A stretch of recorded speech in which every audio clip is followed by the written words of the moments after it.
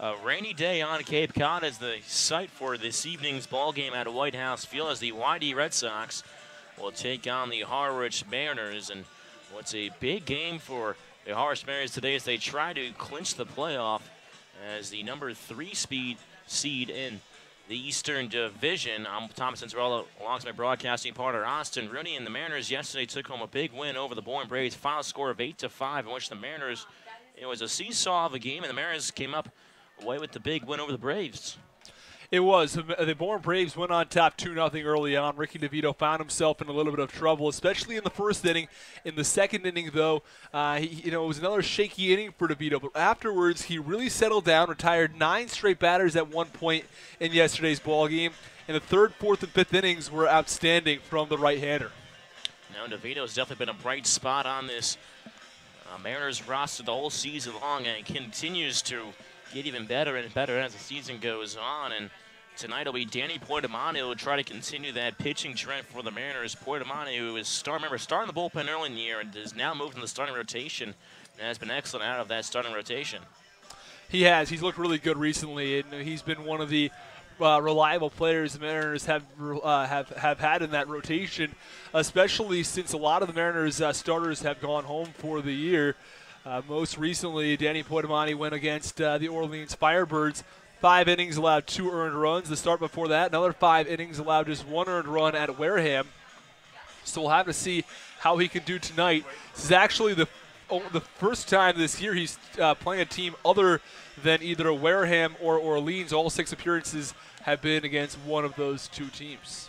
So Poitamani go up against his counterpart out of Michigan and Carl Kaufman, and this is now the second time that the Mariners will take on Carl Kaufman. Remember, Kaufman pitched against the Mariners back on June 15th right here at Harwich, in which the Red Sox beat the Mariners 4-1. That was the first matchup that these 2 teams faced off, and Kaufman looked awfully good, but then again, so far this season, he's made 6 starts. He's had a handful of good ones. That's about 3 good ones and 3 okay ones. They're not his best starts. So Kaufman will look to maybe get the good Kaufman today and not the so-so Kaufman. That's right. We'll have to see how Kaufman can do against this Mariners lineup that has been quite good, especially yesterday, in which the Mariners were able to get hits from all over that order, especially a lot of players in the back end of the order, having guys like Logan Driscoll start to hit the ball well, along with Ben Norman. If the Mariners can get production out of the bottom of their lineup, they should be looking very good tonight.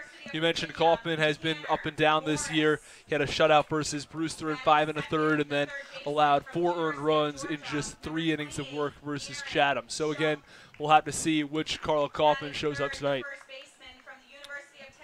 As Carl Kaufman will look to try and pick up his 3rd win of the season, his 7th appearance. He owns an ERA of 4.56. He's going up against Danny Poitamani, who is 2-1 with a 3.11 ERA, making his 3rd start, 7th appearance.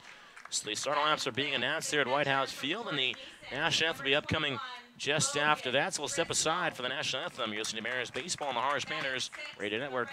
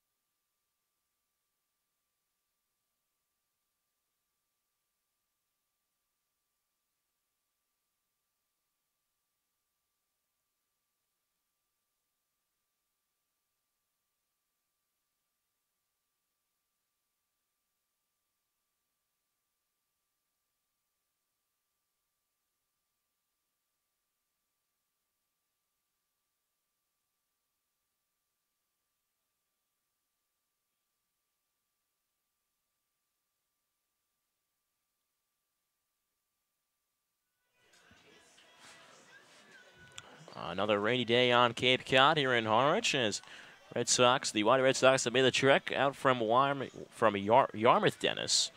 You know, two separate towns, but one team, so it's always a tongue twister. But they come up to Harwich to take on the Harwich Banners as Denny Poitemaya will take the mound, the left-hander. But first, we'll get into the defense for the Harwich Banners. Out in left field is Nate Eichhoff. In center field, the newcomer, Johnny Stanton, making his first appearance in the game this season. Ben Norman is out in right field. At third base, Aaron Shunk. Shortstop, Tanner Morris. Second base, Danny Casals. At first base is Andre Lipsius. And doing the catching for Danny Poitemaya is Logan Driscoll. And Poitemaya will take on this Whitey Red Sox. Leading things off as the right fielder, Bradley Beasley. Batting second, the center fielder, Johnny Luca. Batting third, the all-star first baseman, Andrew Doshback. And the cleanup hole is the DH this evening, Zach Zubia. Batting fifth, Quinn Cotton, left fielder. Batting sixth, the third baseman, Nick Quintana. Playing shortstop, batting seventh, is Christian Kost. Catching this evening is Matthew Dyer. And rounding at the bottom is the second baseman, Luke Waddell. So the Mariners try to win back-to-back games. So far this season, they're 0-4 against the YD Red Sox, and Poitemaya is going to give them a good start here. We've seen a couple good starts from Poitemaya this year since he's transitioned out fully into that starting rotation. Yeah, he has. He was out of the bullpen for quite a bit of time this season, back especially in his first stint with the team. Each of his three appearances were out of the bullpen versus Wareham, and then twice, and then versus Orleans once. And since he's returned, get through the clouds here. It was raining, that's why the game was delayed just a little bit, about 45 minutes. Well, the rain came through, and again, the coach is doing a great fielding work here as the 0-1 pitch just misses for ball one. Yeah, and especially back in the All-Star game a couple of weeks ago, or last week, I guess, when the coaches were doing all the field work, it was outstanding. They had the field in outstanding condition for these players, and it's now ready to go. 1-1 pitch out in front of that one was Beasley for strike two. 1 ball, 2 strikes to count on the leadoff hitter out of Cal Poly. Beasley so far this year has been hard to keep off base. He's hitting 400, 22 for 55. And recently 8 for his last 18, so he's hitting very, very well at the plate recently. 1-2 off-speed pitch skips into the dirt for ball two. Counting is back up at 2 balls and 2 strikes on the right fielder. Beasley did have a good game against the Mariners back on July 10th. 2 for 5 with a run batted in. Poitemaya from the windup. The 2-2 pitch is just a little bit too low and inside. Count runs full. Much before Poitemaya making his third start, his 7th appearance. And a Stevens check. Another guy that's going to strike a lot of guys out, but more of a contact guy, and that's not so bad either. As the 3-2 pitch is a high fly ball out towards shallow right center field. Right fielder Norman ranging over to his right and will make the catch for the first out. Yeah, well done by Ben Norman. Norman is someone who has played all over the outfield, especially in his career. I think he says he prefers center field than either left or right, but he's out there in right field tonight. And he's been a big outfielder for the Harwich Mariners this year, someone who's very consistent and is always able to play. He's been very durable throughout the entire Cape League season. We've seen a lot of outfielders come and go, and Norman's been a mainstay out there. First pitch of the second here, and John DeLuca is swung on and popped high in the air towards the first base area, but out of play for strike one. DeLuca an all-star, but you talk about those coming and goings of some players. And there have been a decent amount since the All-Star game 6 days ago. There have been 26 players who have been released, 17 of them being pitchers, as the 0-1 pitch is lined right up the middle towards the second baseman, Casals, who moves over 2 steps to make the grab. So that's just it's an interesting stat right there. I saw that from the Cape Cod Times Twitter account just a few hours ago, with the amount of players being released in the Cape League. Maybe from injuries, innings limits, you know. A ton of stuff can go on. And with 2 outs here, nobody on, scoreless ball game between the Mariners and the Red Sox. It is the power-hitting first baseman, Andrew Doshbach. Puts the bat on his shoulder from the right side, lefty-righty matchup. First pitch misses upstairs for ball one. Doshbach, and 3 games against the Mariners so far this season. He's played 3 of the 4 of them. 5 for 15 with 2 RBIs. That's good for a .333 batting average. 1-0 pitch from the windup is swung on and popped over the first base bleachers side for strike 1. 1 ball, 1 strike on the first baseman out of Stanford. Yeah, Daschbach has been really solid this year with his power. Had 5 home runs, also driven in 23 runners. So he's somebody who you have to watch out for with his power. 1-1 delivery from Poetamani, just misses down below the knees, and he's a guy that changed his batting stance actually over at Stanford. You can tell right now his stance is a little more open where those toes are, and it's led to more success back at Stanford as the 2-1 pitch runs inside, hits him on the kneecap area, as he will quickly run over towards first base and jog it out. Well, yeah, in his sophomore year, he was outstanding. He had 17 home runs, his top 10 in the country in that category. Drove in 63 guys, also the OPS over 900. So it shows that the changes made a difference over at Stanford. So a 2-outs Daschbach on first base. It is now the DH this evening, Zach Zubia out of Texas. Kelly from Texas sporting those Nike orange and white cleats. First pitch at the knees for strike 1 on Zubia. Zubia has not played a game against Harwich this year. So the first time he'll be seeing the Mariners. Put him on it from the stretch, the 0-1. Pitch runs just a little bit up and off the plate for ball 1. 1 ball, 1 strike, the count on Zubia. Daschbach on first base after being hit by a pitch with 2 outs. Scoreless ball game to this point here in the top of the first. Put him on, gets a sign from Driscoll, kicks and fires. 1-1 curveball on the inside corner is a good-looking one as well. That kept Zubia just a little bit off balance there. You can tell because a guy with his timing mechanism and being his leg kick, and he pushes the power back and picks the leg up, and he was out in front definitely. 1-2 pitch, misses down and in. 2 balls, 2 strikes. You mentioned the timing and the leg kick, and that's what a lot of it is for these hitters. You can change that leg kick just a little bit. You time it correctly, everything is totally changed, and it can affect your swing in a big way.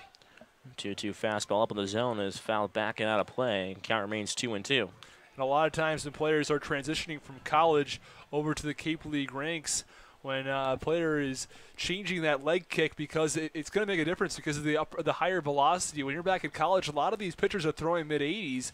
You come to Cape Cod, some guys are mid-90s. 2-2 pitch is a line drive right back up the middle of it towards left center field. Daschbach grounding second. As he'll put on the brakes there, took a strong turn, but Stan able to move over there very quick to field the ball and throw it back in. So now runners on first and second with 2 outs here in the top of the first inning. Scoreless ball game with the Red Sox trying to strike first.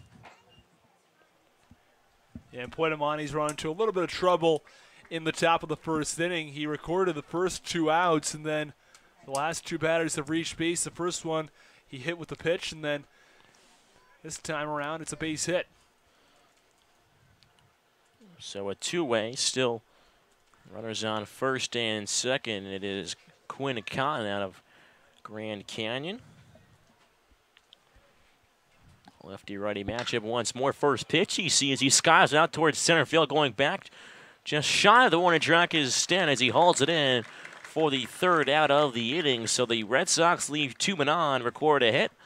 And after the top of the first, it is a scoreless ball game. Listen to Mariners Baseball on the Harwich Mariners Radio Network.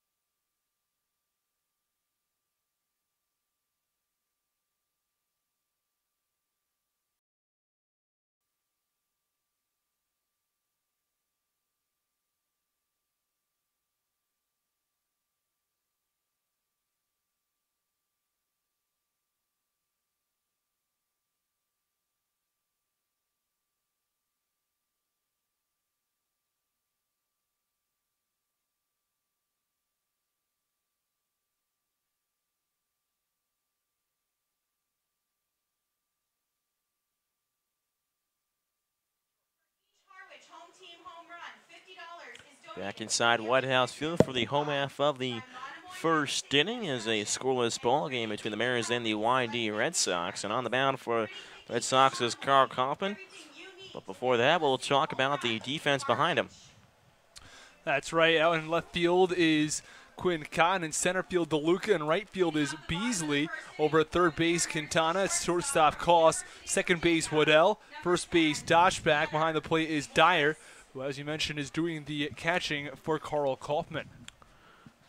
As Tanner Morris will lead things off for the Harwich Mariners, batting second, Aaron Shunk, the third baseman, batting third, the first baseman out of Tennessee, Andre Lipsius, and the cleanup spot is an Eichhoff. Batting fifth, the catcher, Logan Driscoll. Batting sixth is Ben Norman. And the seventh spot is Casales playing second base. Batting eighth is the DH, is Will Maston, and rounding out the bottom is the center fielder, John Stanton. First pitch fastball to Tanner Morris's spot on the outside corner for strike one. Morris, who has been reinserted into the shortstop spot. We saw him at DH for a while. 0-1 pitch to Morris. Once more at the fastball from Kaufman. Count is quickly 0-2. And Tanner Morris has, throughout the entire season, been one of the most consistent guys on this Harwich Mariners roster in terms of getting hits and getting on base. You'll see he's on base nearly every single game. To start the season, he was on base for 23 consecutive games. 0-2 pitch misses below the knees. Count is 1-2. Kaufman from the lineup. The 1-2 pitch misses low and outside for ball two. 2 balls, 2 strikes is the count. Morris went 1 for 3 yesterday with 2 runs. He included a pair of walks. Big walks as well. It happened in the 7th and the 9th inning. He came around to score in the 9th. 3-2 pitch to Morris. Inside corner, just misses. Count runs full. Morris has a keen eye at the plate, landing a couple pitches that are awfully close. It's been down 0-2, runs it to full. The 3-2 offering from Kaufman is a slow chopper down the first base lines. It just kicks foul. It started fair. As it just kicked foul towards the end of that play as Doshbach was on the first base line waiting to tag him out. But it rolled foul, so he'll have to jog back to home plate area. As they do it again at 3 balls and 2 strikes. Kaufman comes set. He fires. 3-2 pitch misses low and away, and just like that, the Mariners have a base runner on here in the bottom of the first inning. A brilliant walk worked by the shortstop, Tanner Morris, who was down the count 0-2 and works it all the way to 3-2 and able to work a walk.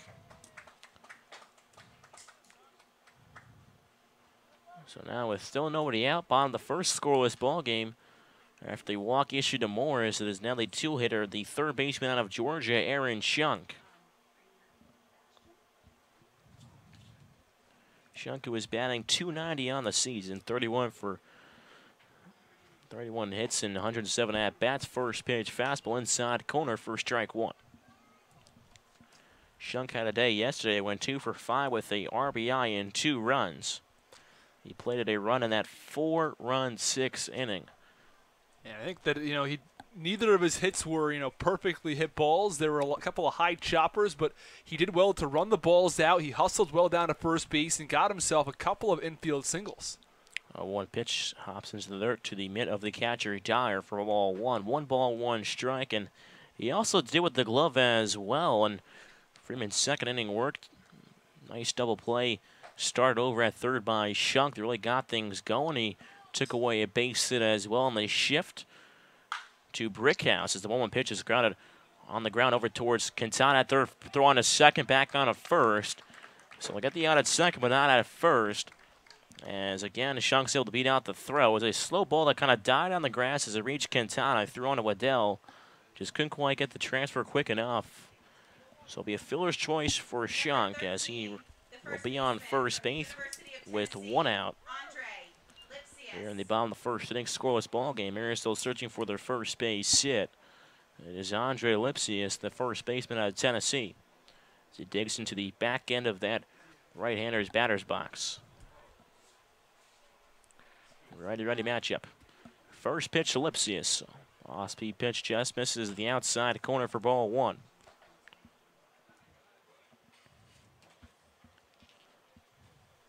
Lipsius as well had a big key 2 RBI base knock in that 6th inning yesterday. That was the only hit he had, but it was a big one. Again, Lipsius, one of those guys that if you need a base hit, you can turn to him as the 1-0 pitch hops into the dirt for ball 2. 2-0 the count on Lipsius. Yeah, Lipsius again, another one of those guys who's been very consistent in this Harwich Mariners order this season. And he actually ranks 6th in the entire league, or I beg your pardon, 7th in batting average, and Morris one spot behind him. 2-0 fastball misses the outside corner again. 3 balls, no strike. The count on Lipsius. Lipsius actually started the season on a maybe 4-game hitting streak as well. Then went hitless for a couple games, but then found his way back as the 3-0 pitch right down Main Street for strike 1. And it's interesting this game, too. We mentioned it. We didn't mention it, but we were talking with the broadcaster. Scott Pickler, the manager for the Red Sox, is not here today, actually.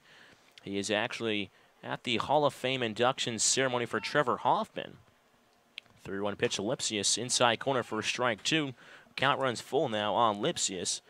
And that's because Trevor Hoffman, a alumni of Cypress College, where he's actually a shortstop. And obviously he's a converted closer now. I believe he's now 2nd in all-time saves behind Mariano Rivera. 3-2 pitch inside, ball 4 anyway, is taking off towards 2nd was Shunk. So the Mariners have runners on 1st and 2nd as the 2nd walk in this inning is issued to Andre Lipsius. And the manager for that Cypress College team was none other than Scott Pickler. So he coached Trevor Hoffman in college, but Hoffman was actually a shortstop. And you'll see some crazy moves like that from time to time. More recently, you'll see pitchers change in the type of pitcher that they are. You'll see guys like CC Sabathia move from a hard pitcher to a regular sort of to a finesse sort of a guy. You'll see guys change in styles. You'll see pitchers change from fastball guys, or a guy like Tim Wakefield develop that knuckleball. But you don't see it, I guess, all that frequently. A guy go from completely a fielder all the way to a pitcher. The way that you see someone like Hoffman do that, it's quite incredible. First pitch to Eichhoff misses inside for ball 1 as the catcher Doc goes out to talk to his pitcher Kaufman. And not only become a pitcher, but become a pitcher at the best level and become one of the best of the best. So Hoffman played there before he transferred to Arizona. And then he was selected in the 11th round of the 1989 MLB draft. And obviously we know the rest of what happened in his career. So he played there for a brief time for 2 years, but then transferred to Arizona as the 1-1 fastball on the outside corner for strike 1. 1 ball and 1 strike. And you talk about reinventing yourself as a pitcher. There are tons of stories out there. I can think of another one, Stephen Wright, who played right here on the Cape League for Orleans out of Hawaii back in 2005. He's now with the Red Sox as a one-time All-Star as the 1-1 pitch is at the knees for a strike 2. 1 ball, 2 strikes is the count. Stephen Wright wasn't actually a knuckleballer until in the minor leagues he was struggling with his command and switched to that knuckleball and was an All-Star, I believe, 2 or 3 years back with the Red Sox. Had deal with a couple of injuries, but has found his way back still into the rotation. Another guy who just didn't really have it in college and really found success in the major leagues. 1-2 pitches, Scott out towards left center field. The left fielder, Khan, calls off the center fielder Luke at the last second, and it didn't look like Khan was going to make a play on it until we actually got to the spot, and just reaching it up in the air with his long arms is Khan to secure the 2nd out. So the Mariners will stay at 1st and 2nd with 2 outs here in the bottom of the 1st inning, scoreless ball game. Yeah, very well hit ball the other way, and Cotton had a long way to go, but he ended up tracking that ball down right in front of the warning track and making a nice grab. As I was saying earlier, though, about a pitcher who did not find that much success in college, Jacob deGrom out of Stetson, didn't even pitch his first 2 years in college. It wasn't until his junior year, and his ERA was over 4, and now, of course, he's a guy with an ERA under 2, one of the MLB's best pitchers. First pitch to Driscoll at the belt level for strike 1. Logan Driscoll, of course, the hero in yesterday's ball game. A big base knock. It was a 3-run 9th inning that secured the win for the Mariners. As he had a single between the shortstop and the third base there to drive in that crucial run as the 0-1 pitch Misses down the zone for ball one. 1 ball, 1 strike is the count on Driscoll. He tries to continue his clutch hitting here with runners on first and second with 2 outs. Mariners trying to scratch across that crucial first run. The more important one, scoring first. Definitely a big key to a win as a 1-1 off-speed pitch. Just misses the outside corner. The catcher Dyer wanted that one. Count is 2 balls and 1 strikes. Of course, this is these teams' 5th meeting, and 6th meeting will be tomorrow at YD. They're 6th and final, so 0-4 the Mariners against the Red Sox this year. Looking to change things here. Each played 2 games back at the respected home ballparks. 2-1 pitch. This is the inside corner again. 3 balls, 1 strike is the count on Driscoll, and Kaufman's in danger of walking his 3rd man in this inning. 13 balls and 10 strikes. He's thrown 23 pitches. Yeah, he's not allowed to hit yet in tonight's ball game, and been a couple of balls that have been somewhat hard hit, especially the Eichhoff ball out towards left center, but he's going to have to throw some more strikes. 3-1 pitch to Driscoll is laced out towards the left field area. Gets to kind of comes around and being waved around home. Third base, is Shunk, and just like that, Shunk comes around to score. And Logan Driscoll continues to hit at the plate as he drives in the Mariners' first run of this ball game. They now lead here in the bottom of the first by a score of 1-0 over the YD Red Sox. Well, it's great to see from Logan Driscoll. He told me he made a couple of changes to his swing before yesterday's game. And he said that, he's crouching down a little bit more and he's moved the hands further out in front.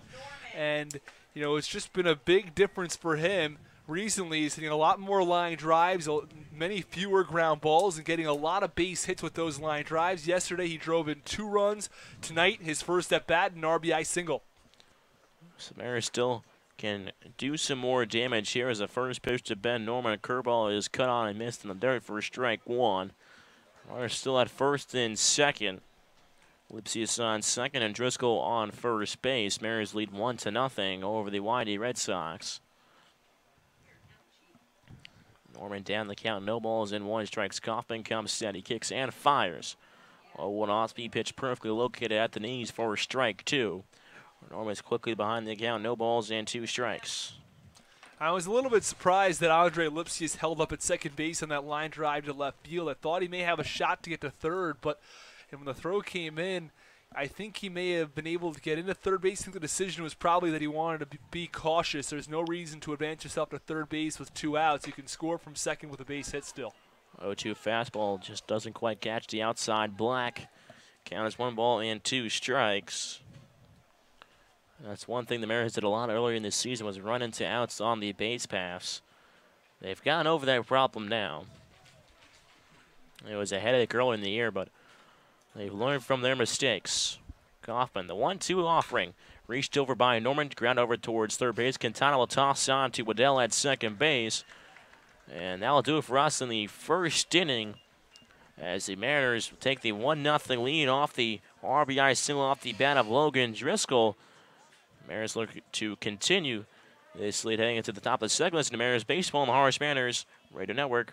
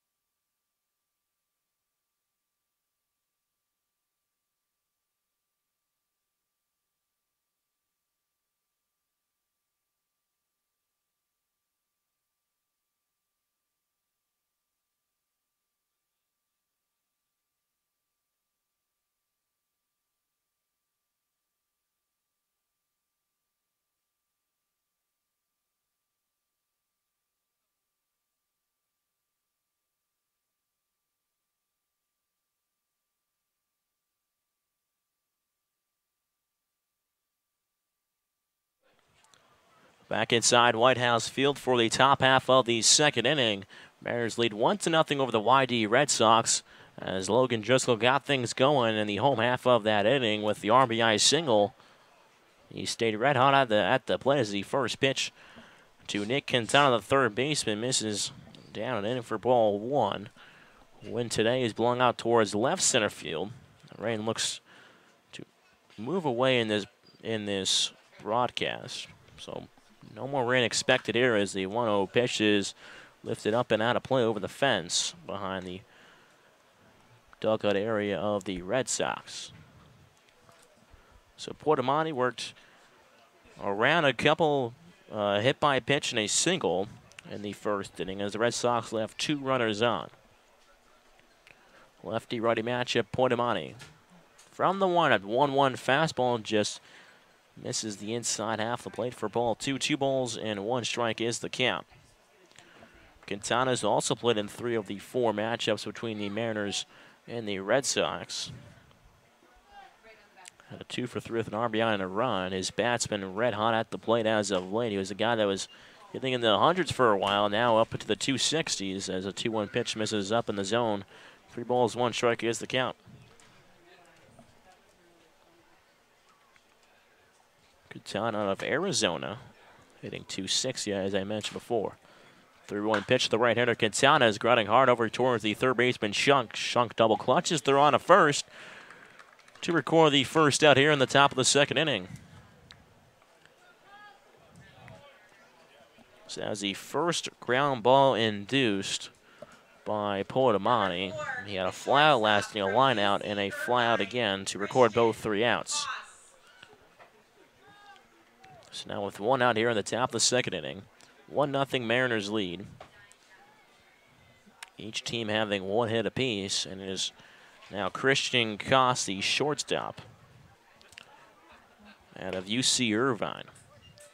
First pitch misses for ball 1 on the outside corner of the plate.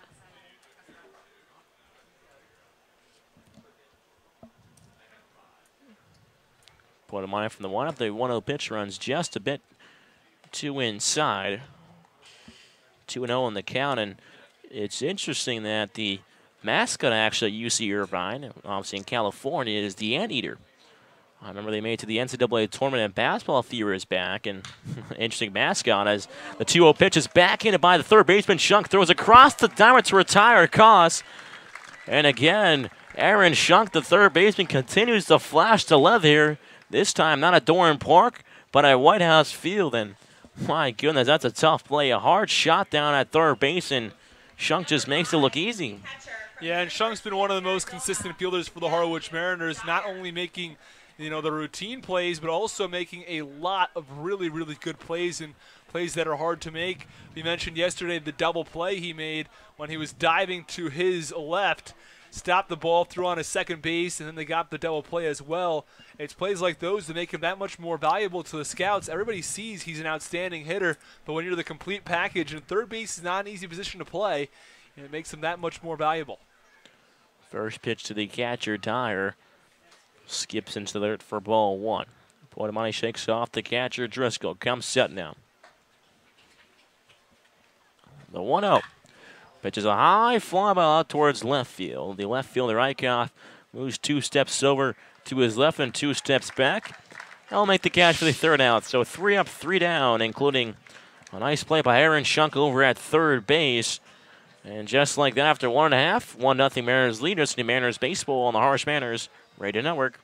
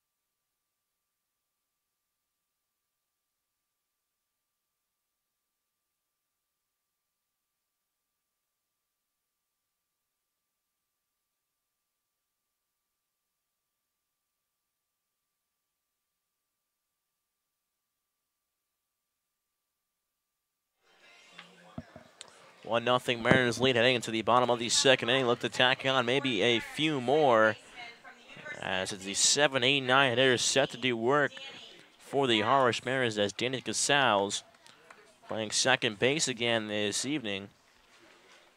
Digs into the right side. Ready matchup. First pitch from Kaufman is a slow ground ball out towards the shortstop area. It kicks off. Waddell heads over towards second base, and Danny Casals is in safely as he'll reach on an error. Yeah, just a ground ball over towards Christian Koss over at shortstop, and Koss is unable to make the play. And it's a play he should make, and sometimes he's got a little bit caught up, didn't get the glove quite down as far as he should have. It deflected off of his foot and then popped up in the air for an error. Excuse me, that was Christian Koss. I know Waddell's been playing shortstop most of this season for the Red Sox, and Koss over there now. So as Will Mass on the DH, first pitch he sees, check swing in there, inside corner for a strike one. And Maston was hitting some bombs there, saying BP. I know the guys were raving over his power. We mentioned before on the broadcast. Guy's a lot of pop on his bat, and he crushed one out over towards the woods in left field, which he cleared the third error, which is about 10, 15 yards. 0-1 pitch at the knees for strike two. No balls and 2 strikes. So Casals on first base, reaching on an error. Morris walked back in the first inning to start the first, so Mariners have the leadoff runner on in both innings so far. Maston is still searching for his first Cape League base hit, is 0 for 16 as the 0-2 pitch misses low and in for ball one. Well, he's reached on 3 walks this season. And, for Will Matheson, it's tough because he's not in the lineup every day. He's in the lineup, once, maybe twice a week. And so when you're so infrequently in the lineup, it's tough to pick it up, go back and forth, make adjustments with your swing. If you're playing every day and, you can make adjustments, you go game to game, things change, then it's easier to make those changes. But when you're up at the plate, you're not hitting all that frequently, it's tough. 0-2 pitches on the outside corner for strike three. Maston goes down looking. We saw back in Chatham, John McMillan, who had a home run for the Anglers, was a two-way player, and he was struggling as well. So it is, it's quite difficult to do both, and that's why you always commend, take your hat off and commend anybody who can do it, and even at college level, or more on the Cape League level, is the first pitch to the newly addition center fielder in John Stanton's on the inside half of the plate for strike one. Stan, the center fielder, he plays for Southern New Hampshire University. Is a native of Sandwich, Massachusetts, right here on Cape Cod. Not many players, native Cape Codders, you see very often today, as the 0-1 pitch misses down below the knees for ball one. Obviously, before the history of the Cape League and prior to the 70s, it was just a local league. And that's why you hear the history of the Cape League. It was just a local league here for a lot of Cape Codders, and then expand out towards the nationwide top prospects in the 70s as the 1-1 pitch misses for ball two, and a throw down towards first base. Casals is back in standing. Yeah, and John Stanton, somebody who hit 287 back at SNHU, and SNHU is a Division II baseball powerhouse. They're one of the top teams in Division II year in and year out. So again, that's a team that's probably as good as a lot of D1 teams. 2-1 curveball at the belt, but just misses off the plate for ball three. 3 balls and 1 strike on Stanton. He had 5 home runs, added 26 RBIs and 19 stolen bases in 40 games, so he has some speed. 3-1 to Stanton is a big swing and a miss for strike two. 3 balls and 2 strikes is the count. It's always interesting, too. He's wearing number 39, we mentioned before. A lot of these guys, sometimes they'll switch numbers. Used to be Austin. I believe it used to be Austin Wood's number was 39. Now you got to think of it as John Stanton. 3-2 pitches Stanton inside corner, misses for ball 4. First at bat on the Cape League, and he able to work a walk. It was Tyler Baum's jersey last year when he won the team MVP award. Baum this year wore 23. Number 10, the shortstop from the University Of course, he's of Virginia. from North Carolina, where's Michael Jordan's number. Got to think about something about that, but different sports, but you never know. Or he's on first and second with 1 out. And the top of the order comes back around to Tanner Morris, the shortstop out of Virginia. And a lot of times when the players come here late, I'm not sure they have much choice. First pitch is a grounder in the hole through the right side between the first and the second baseman. Rounding around third, it's Casals being waved on. The throw is cut off by Dyer, and now in between first and second, Morris is caught in a pickle. He'll retreat over towards first base, and he'll pick up an RBI single as the Mariners extend the lead now to a score of 2-0. Yeah, it's a really nice job by Casals running the bases, scoring from second base, and then a good piece of hitting from Tanner Morris yet again, finding the hole between the first baseman and second baseman and into right field. And then Tanner Morris is able to get himself out of the rundown. It's poor fielding from YD. It looked like they had Morris caught in the pickle, but there was no one back over at first base, so it was able to reach first base safely again. It seems like Waddell was caught too much on staying over on third. Took a strong turn, look over towards third. By the time he got back to the task at hand in Tanner Morris, he was already back in safely at first. So definitely, if you're the Red Sox, you want to at least get one out there. So go get the sure out. But unfortunately, the Red Sox have unable to do so. So runners on the corners with one out, 2-0 Mariners lead. First pitch to Aaron Shunk is hammered out towards left field. Cotton going back to the track, and it's a one-hopper off the wall. Stanton will come in to score. Being waved around third now is Tanner Morris, and he'll come in easily standing up as Aaron Shunk hits a 2 RBI double to extend the Mariners' lead to now 4-0 over the YD Red Sox. A really good piece of hitting from Aaron Shunk, who is hitting the ball very, very well right now and showing his power out towards left center field as that one hops the wall, as you mentioned, and drives in a couple more runs. This is a big cushion for the Harwich Mariners. You mentioned the Mariners have not been able to beat the YD Red Sox yet this season. This would be a very big win going into the postseason. If they can get a win here and possibly can beat the Chatham Anglers before the postseason comes around, those would be 2 really big wins for their confidence heading into the playoffs, showing they can beat both of these teams. Especially, if you pretty much think if the Mariners will beat the Red Sox today, they're pretty much in the playoffs. And we talked about last night, they're pretty much in, but you can't wave off anybody because anything can happen. As Cape Cod, we've seen it before. We saw Bruce, and we thought they were out. Everybody thought they were out, a couple weeks back, and they've slowly climbed back up into contention. So anything can happen here. It is a crazy league heading in towards the playoff time as the meeting is over on the mound as Kaufman will have to face the 3-hole hitter, the first baseman, Andre Lipsius. Shunk still off a second. First pitch to Lipsius is swung on and popped out of play over the first base area for strike 1. Lipsius, who walked back in the first inning, looks to reach base again here. It's a duck in the pond over at second base. Kaufman comes set. 0-1. Off-speed pitch is low and outside for ball 1. 1 ball, 1 strike is the count. The Mariners now have 4 runs on 3 hits with no errors. Red Sox, no runs, 1 hit and 1 error. 1 error came off the leadoff man, Danny Casals, who ended up scoring off the Tanner Morris RBI single. 1-1 pitch comes just a bit too much inside for ball 2. 2 balls and 1 strike against the count on Lipsius. Shunk stands off second base. He drove in runs number 3 and 4 off his double. Kaufman, the 2-1. Fastball at the bottom part of the zone for a strike 2, and Lipsius knew it as well.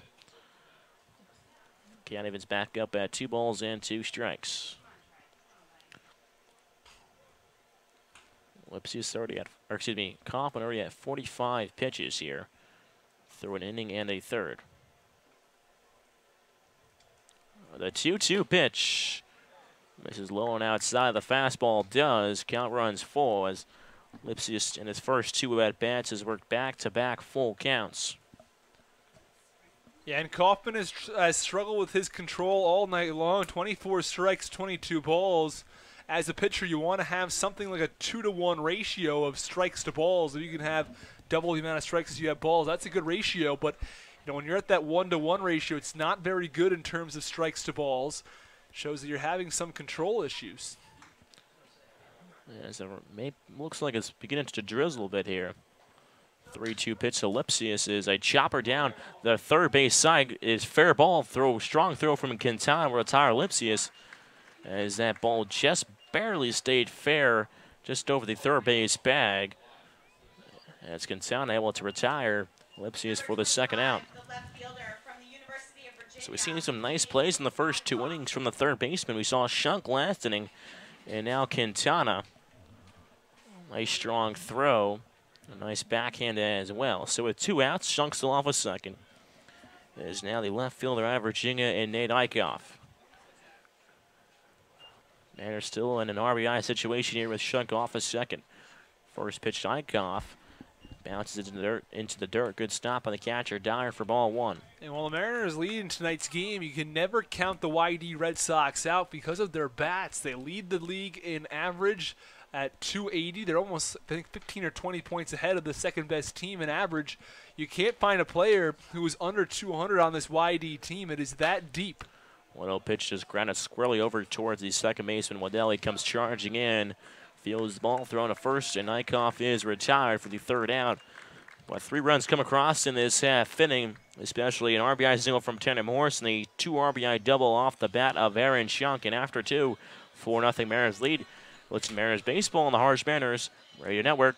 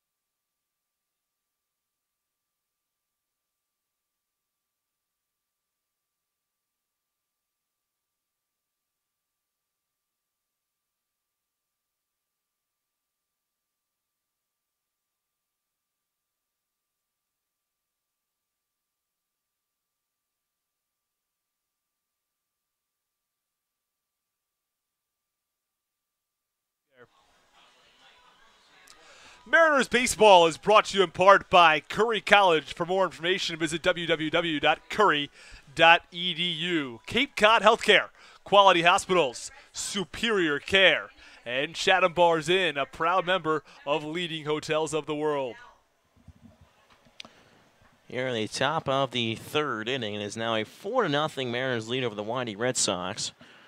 Mariners have struck in the first 2 innings, 1 in the first, 3 in the second.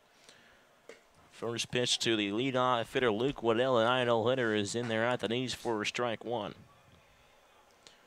Waddell, who has recorded a hit in all 3 games he has played, looks to continue that trend here.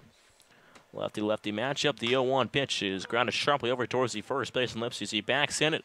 Flip on to first base to Pointamani, gets him in time. A nice flip over there by Lipsius to Pointamani. Yeah, very, very close play over at first base. My initial reaction was I thought Waddell might have gotten in there safely, but Pointamani apparently got the foot in first just in front of Waddell to get the out over at first base. Very good, very close play, and nicely done by Pointamani to hustle over to the bag and make sure that he got the out. Pointamani is retired leadoff hitter in all 3 innings so far. Top of the order comes back around to Bradley Beasley. Lefty-righty matchup. The first pitch he sees, he slices one out towards right field for a base hit. And Beasley's aboard here with 1 out on the top of the third inning as the Red Sox need base runners to try to cut into this deficit. That is only their second hit on the evening. That is their 3rd base runner, though. Number 16, the center fielder from the University of Oregon. Yeah, Pointamani, for the most part, has looked pretty good tonight. As you mentioned, he allowed a couple of base hits, but through the first 2 1/3 innings of work, I thought that his stuff's been pretty good. He's located his pitches nicely and only allowed a couple of base hits. First pitch to the center fielder out of Oregon, John DeLuca. Misses in the dirt for ball 1. DeLuca, native of Eugene, Oregon. Much before plays his college ball at the University of Oregon. Hitting .299, just shy of that 300 mark. There are a lot of guys on YD who are really close to the 300 mark. As the 1-0 pitch is popped behind the press box there for strike 1. 1 ball, 1 strike is the count. DeLuca, last time he played at White House Field was back here during the All-Star game. Played for the East All-Stars. Just to give you an idea of what I was talking about, a lot of players close to 300 right after this. 1-1 pitch is looped out towards shallow right field. However, coming in is the right fielder Norman. And will secure the catch for the second out here in this third inning. They have DeLuca, who's at 299, Ashford at 298, Doshbach at 298, Albert at 296, and Cotton at 295. So that's a total of 5 players who are within 5 points of 300. He's talking about the hitting in general. There's only one guy. The lowest guy is 200, and that is David Hamilton. And among players with at least 60 at-bats, no one's below 245. That's Christian Koss. First pitch to Andrew Doshbach is a line drive towards left field. Coming in is Zykov. He slides and makes the catch. Oh, my goodness. It's been slippery conditions, but doing the slip and slide out of left field is Nidikov as he makes the catch for the third out at the top of the third inning. After 2.5, 4-0 Mariners lead. Listen to Mariners baseball on the Harwich Banners Radio Network.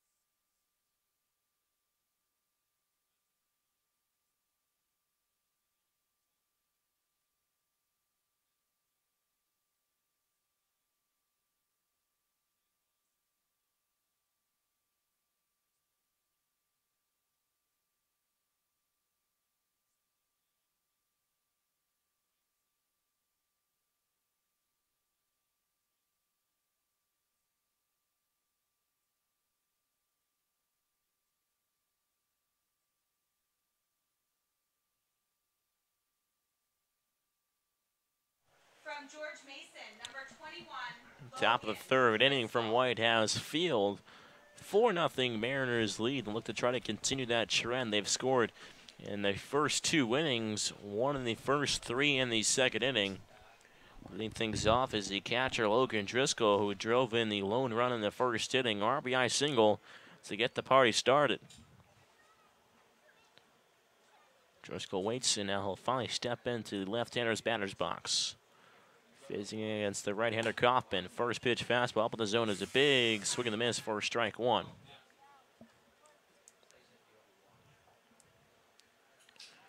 Driscoll's average coming in is at 212. Mentioned before last game, his average was when they won hundreds for most of the season, but I've seen that average climb right back up as the 0-1 pitch is sliced out towards left center field. Coming on is left fielder Kahn again.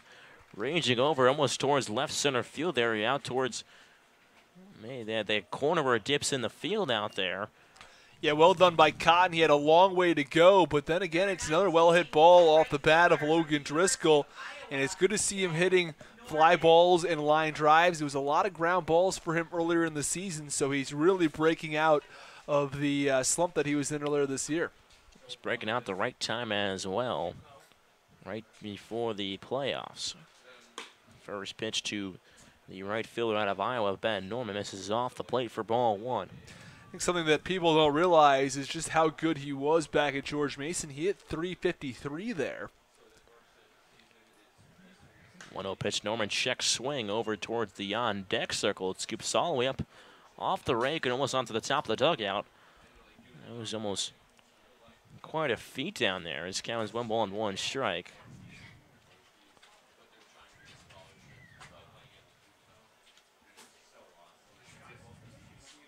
One pitch from Kaufman is a line drive out towards center field. Coming on as the center fielder, DeLuca. He can't quite hold on. As that will drop in for a base hit. Nice effort from the center fielder, DeLuca. Again, almost another spectacular defensive play made out here by both sides. As Norman is on base for the first time this evening with a single here in the third.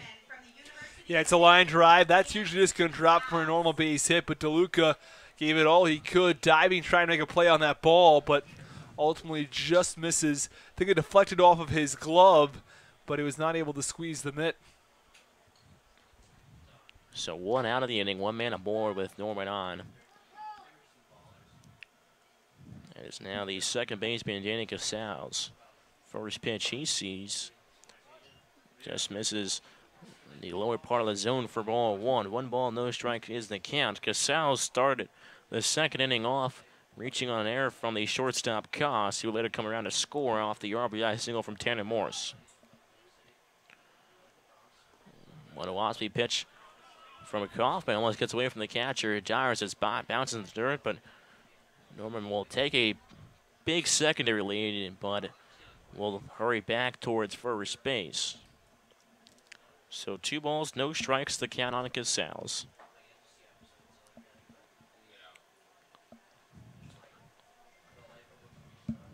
Looks to get that bat going again. Has struggled as of late as a 2-0 pitch is foul tipped off the catcher Dyer. He takes his glove off and might hit him right on the hand. Count is 2-1.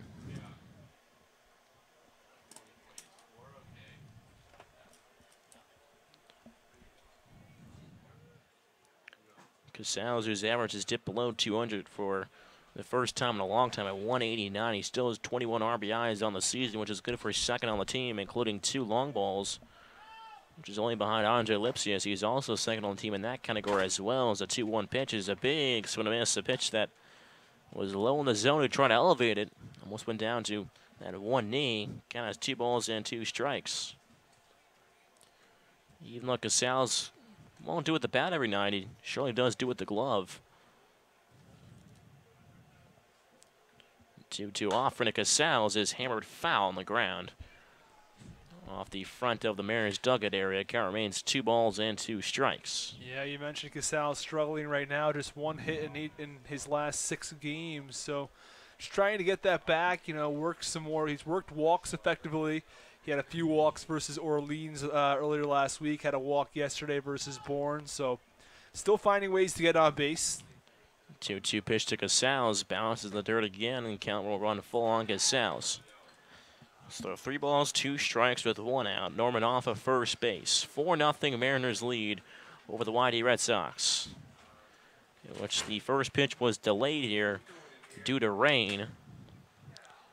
There's now a beautiful blue sky as the sun begins to set in the sky from Harwich, White House Field.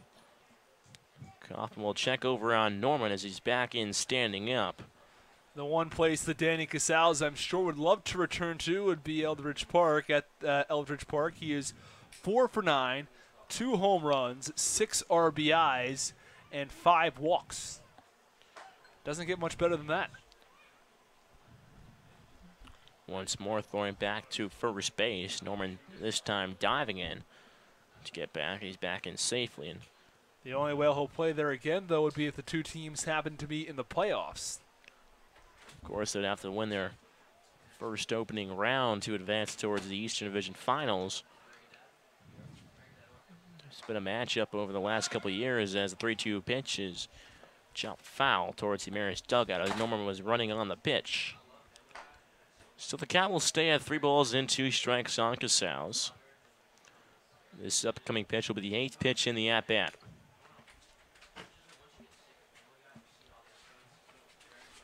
As the ball boy will come out to bring the home plate umpire Just a couple more baseballs. Lost a couple here in this at-bat. Kaufman comes set from the stretch. The payoff pitch. Reach forward and is chopped and clubbed out towards shallow left field. A drop from base hit. Norman was running on the pitch. Will head towards third base. The throw is just a bit too tardy, as Quintana throws it over towards first base at Daschbach, and Casals almost flipped off the bag over there, and Daschbach just didn't realize it. Casals quickly reapplied the foot, but Casals able to get a base hit here to advance the runner over towards third base with one out. As the Mariners look to try to scratch across another run, is now the 8-hitter in the lineup, the DH this evening, Will Masson. With one out, 4-0 Mariners lead. Norman off of third base, Casals off of first. Yeah, it's the sort of hit that Danny Casals needs right now. As you mentioned, he's struggling recently. That sort of blooper into shallow left field is exactly what he needs to get himself on base and, get that confidence back. He picks up the 5th hit for the Mariners in this evening's ball game. They have 4 runs to show for. Kaufman looks over his shoulder towards Casals at first. Comes set, he fires. First pitch to Masson is a high pop-up out towards shallow left field. Left fielder Kahn calls off the shortstop. Koss will make the catch. Advancing towards home plate as Norman cut off by Quintana. Scoring at home plate as Norman is also tagging towards second base as Casals. As Quintana's cutoff throw was not in time to get him. So another heads-up base running play by both Norman and not only, but Casals as well, who's now puts himself in scoring position with 2 outs. Well, I think it's double heads-up base running from Ben Norman, if you will. It was the first time when he advanced to third base on the bloop single into left field from Danny Casals. His ability to get over to third base was big because on that last sac fly, it's pretty shallow, but he's willing to test Quinn Cotton's arm, which is not very good. And he was able to score pretty easily on what was, for the most part, a pretty shallow fly ball in left field.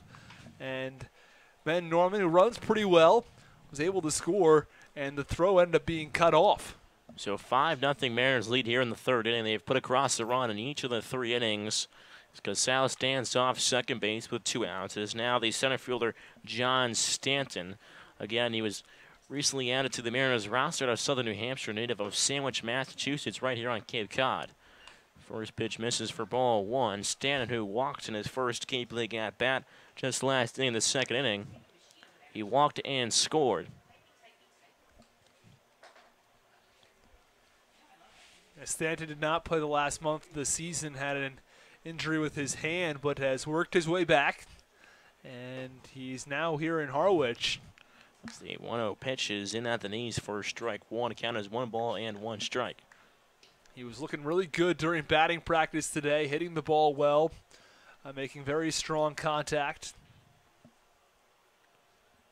Stands at 6'4", definitely a force to be reckoned with, as a 1-1 pitch is check swing does not go around, says the first base umpire.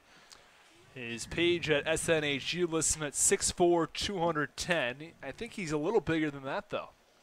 I think he's closer to probably 6'5", 6'6". I have him at his weight here on the stat sheet at 230, 6'4", 230. Yeah, I think that's a little bit more accurate. 2-1 pitch is right back on the inside corner at the knees for a strike 2. 2 balls, 2 strikes is the count on Stanton.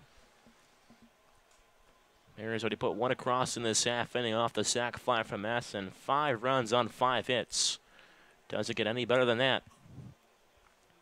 Kaufman looks back. Casals at second. The 2-2 curveball is in there for a strike 3 as Stanton goes down looking.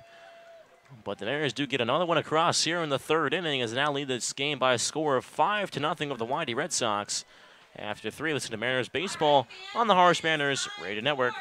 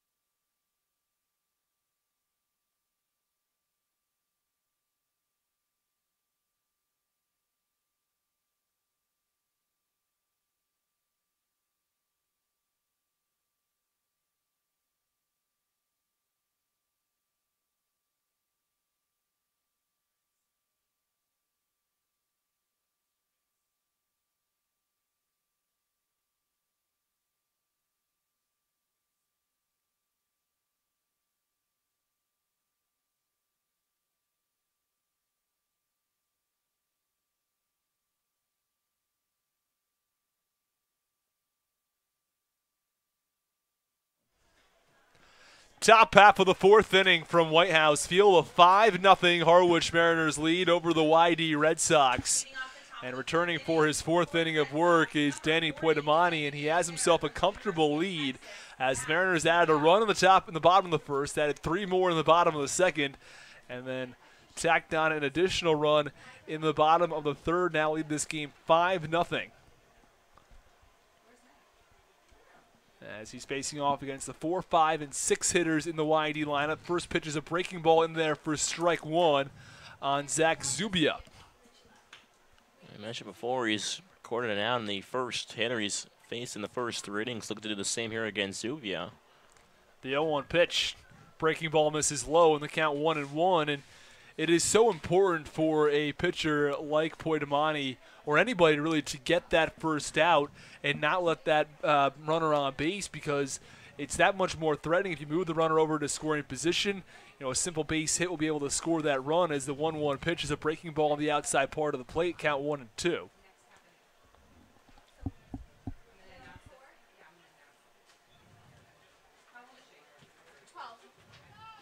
The 1-2 pitch swung on, a line drive foul down the third base side, and the count remains 1-2.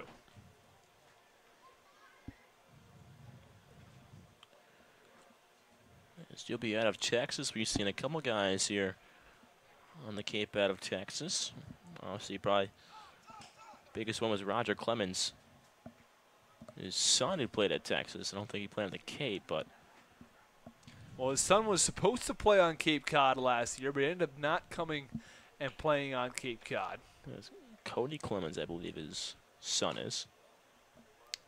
There was a whole plan for it. I think he was supposed to go on one of the other team's broadcasts, too. Roger was, and none of it ever materialized.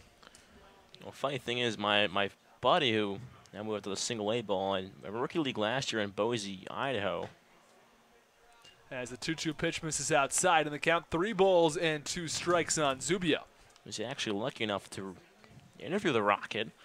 A nice little interview with him, which is definitely awesome. A guy that was good for so long in the MLB and can strike out guys in a high number. Payoff pitch cut on, a ground ball, nicely fielded by Shunk. Over at third, throws the first, is in time.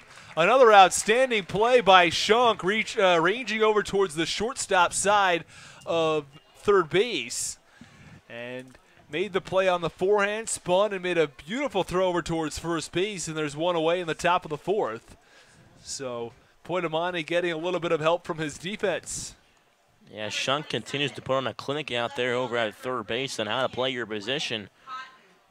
Well, play after play after play, he's made it look really easy, and those are not easy plays. And the first pitch to Quinn Cotton, breaking ball cut on and fouled off behind home plate in the count 0-1. And we've seen Poitamani use that breaking ball pretty consistently throughout this ball game and throughout his time here on Cape Cod. Definitely an effective breaking ball. We talk about Mizia's curveball. Poitamani also definitely has another good curveball to look out for. 0-1 pitch, fastball low, and a check swing from Cotton. He goes around in the count 0-2.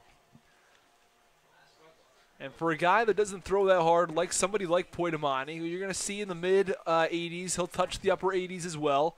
And, you know, that curveball becomes that much more important to have those secondary pitches. The 0-2 delivery from Poitamani is swung on, and a line drive foul over towards the bullpen of the Red Sox, and the count remains 0-2.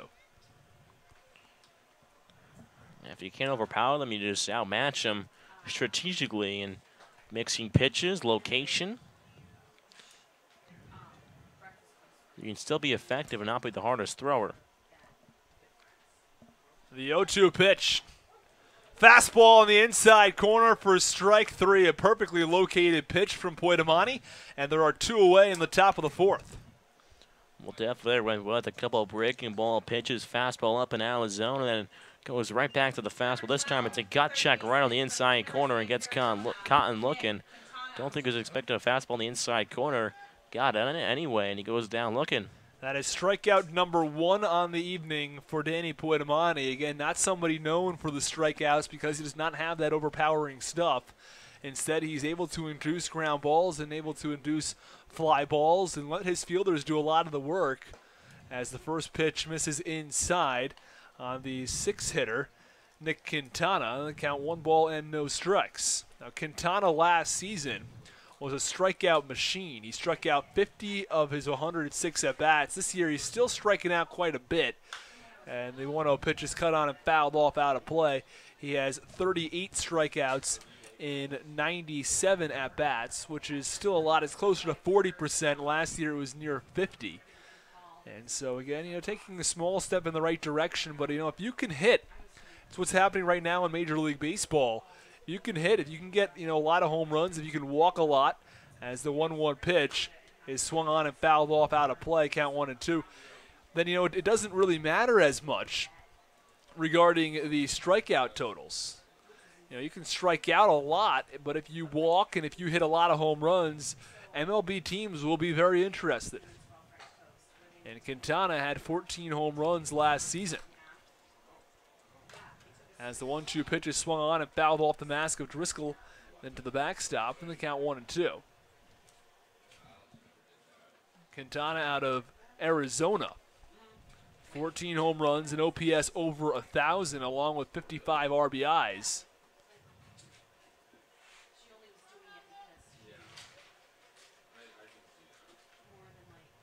The 1-2 pitch, breaking ball. Oh, and he doesn't get strike 3. I think he wanted it, was already walking back towards the dugout. But the home plate umpire, J.B. Torres, says not so fast. The umpires tonight, J.B. Torres behind the plate. And Calvin Baker over at first. And Federico over at third. The 2-2 pitch. Check swing, and they motion over to first. Say goes around, and that will do it for the top half of the 4th inning. A couple of strikeouts to Poitamani's name as he strikes out the last 2 hitters. At the end of 3.5, it's 5-0 Mariners. You're listening to Mariners Baseball on the Harwich Mariners Radio Network.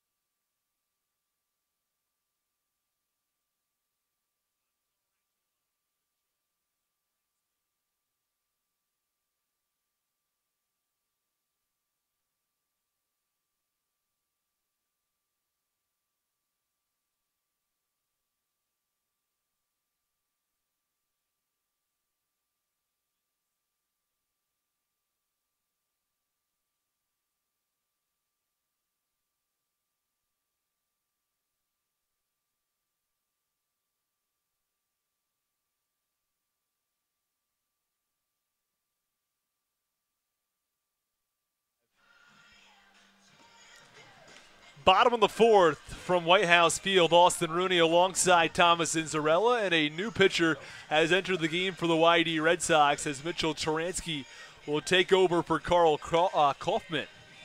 And Taransky, a left-hander, southpaw, stands 6'3", 220 out of Birmingham, Michigan. Plays his college ball Michigan State so far in the game 2-0 with a 5.06 ERA, making his 14th appearance with 1 save. Has pitched 21 1/3 innings, pitched 25 hits, 14 runs, 12 of them earned, 7 walks, but 26 strikeouts to go along with that. And Tanner Morris, the leadoff hitter in the Harwich Mariners order, digs in from the left side.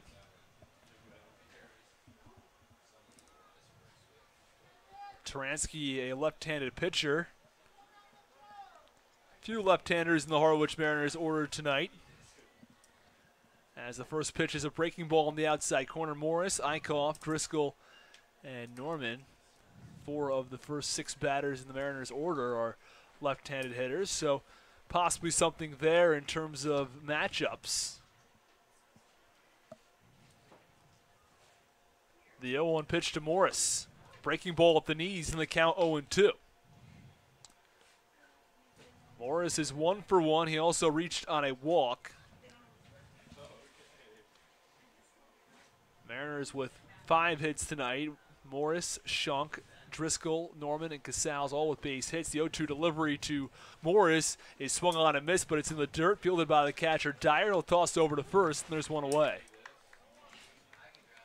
Just piling on the curveballs there was Taransky through every single pitch in that bat. All 3 of them were curveballs. And the first 2 were for strikes, the third one not for a strike. It's a tough pitch to lay off, especially with 2 strikes. And they're down the count as well. Aaron Shunk has a couple RBIs in tonight's game, is 1 for 2. As he digs in from the right side. Base path's empty, 1 out. 5-0 Mariners in the bottom of the 4th. First pitch cut on and fouled off out of play, and the count 0-1. Mariners scored 1 run in the bottom of the 1st, added 3 in the 2nd, then tacked on an additional run in the 3rd.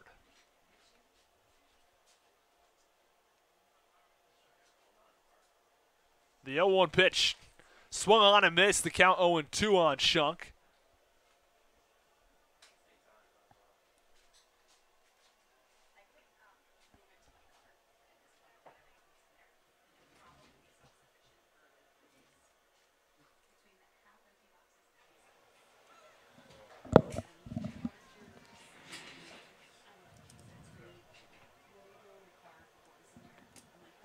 And the 0-2 delivery.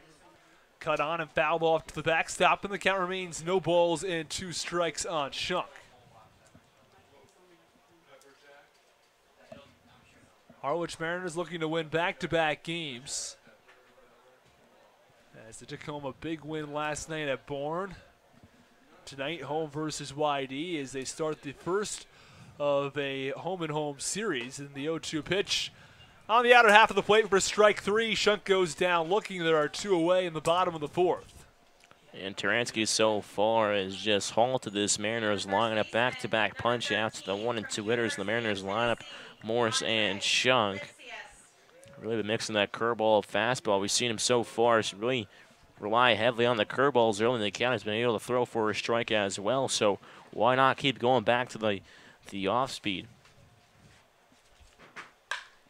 And the first pitch to Lipsius is swung on. A line drive down the left field line for a base hit. Rounding first is Lipsius. He's into second with a stand-up double. And the Mariners have a runner in scoring position with 2 outs. Lipsius, one way to combat being down the count. Swinging a first pitch fastball if you get one. That's exactly what it does there. And almost tomahawks that one down the left field line. And Lipsius reaching base for the 2nd time this evening.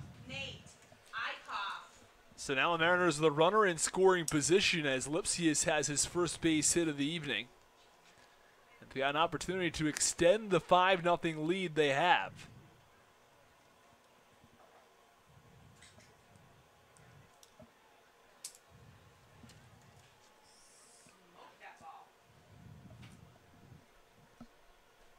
Lipsius and Morris still duking it out for that first place on the team in average. Both of them are in the upper 3 teens as the first pitch misses upstairs in the count 1-0. Now Morris 317.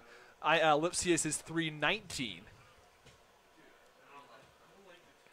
Seeing some guys, the average has really started to climb here, and Lipsius has been one of those guys. You know, Shucks has always been around the 300. Morris as well. 1-0 pitch, swung on and missed to Eichhoff, and the count 1 ball and 1 strike on the left-handed hitter. More importantly, some of the guys that are in the 100s now up to the 200s. Eichhoff, Driscoll, 2 guys, Debo as well. Guys are really starting to collect things at the plate. They've been looking really nice. Lipsius leads off second base. 2 outs, bottom of the 4th inning, a 5-0 Mariners lead. The 1-1 pitch swung on a high pop-up foul down the third base side out of play, and the count remains 1 ball and 2 strikes. Eichhoff would be followed by Driscoll if necessary. He's on deck.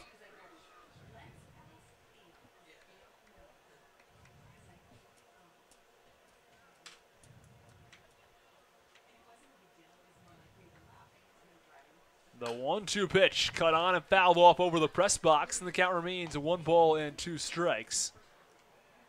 We've also seen the rise of Nate Eichhoff throughout the season after his really tough start, and it was amazing to see the way he rebounded. Oh, definitely really nice. A guy that struggled for his first 28, 29 at-bats, and then all of a sudden just started getting everything in bunches, making up for that average column. And the 1-2 pitch cut on and fouled off over towards the YD dugout, and the count remains 1 ball and 2 strikes. Eichhoff restraps the batting gloves. He'll dig back in from the left side. Lipsius off of second base with 2 outs in the bottom of the 4th inning. Mariners have scored a run in each of their first 3 innings, looking to do the same here in the bottom of the 4th.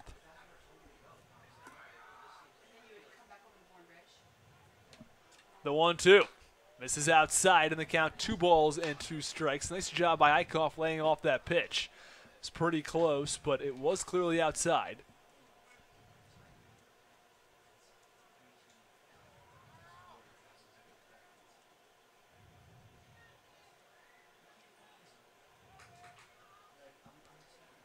The 2-2 pitch cut on, a high fly ball towards left field. Cotton over towards the left field line, and he makes the catch for the final out of the inning. The Mariners strand 1 after the Lipsius double.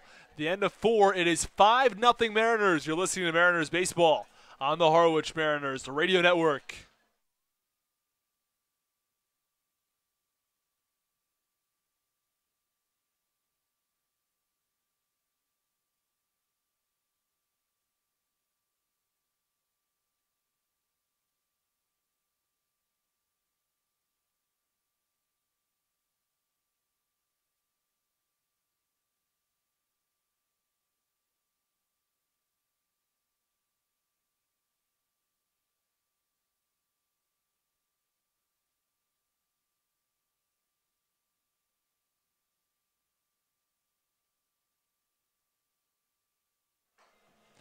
Mariners Baseball is brought to you in part by Curry College. For more information, visit www.curry.edu. Cape Cod Healthcare, expert physicians, quality hospitals, superior care. And Chatham Bars Inn, a proud member of leading hotels of the world.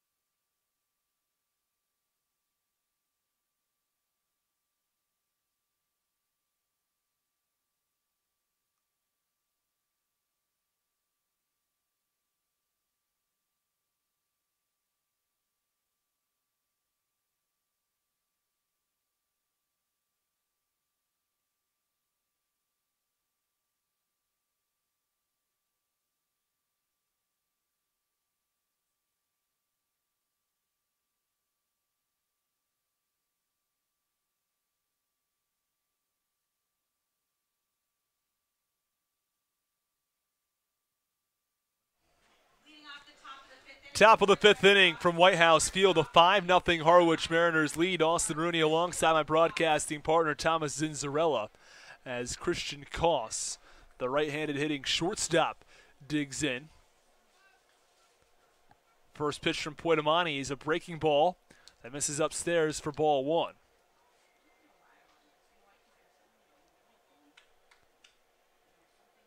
And Poitamani has done a nice job keeping his pitch count down. Just 53 pitches through his first 4 innings of work as the 1-0 pitch is a fastball missing low, and the count 2 balls and no strikes. Through those 4 innings of work, he's allowed just 2 hits, no walks. He did hit 1 batter. As the 2-0 delivery is cut on and fouled off the mask of Driscoll. Second time tonight that the ball has hit off his mask as he walks it off.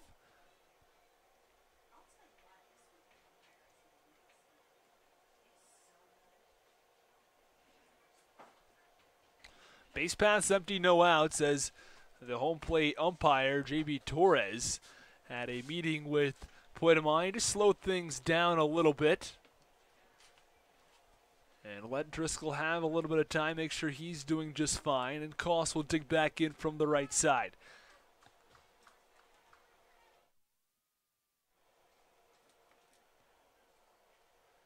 The 2-1 pitch.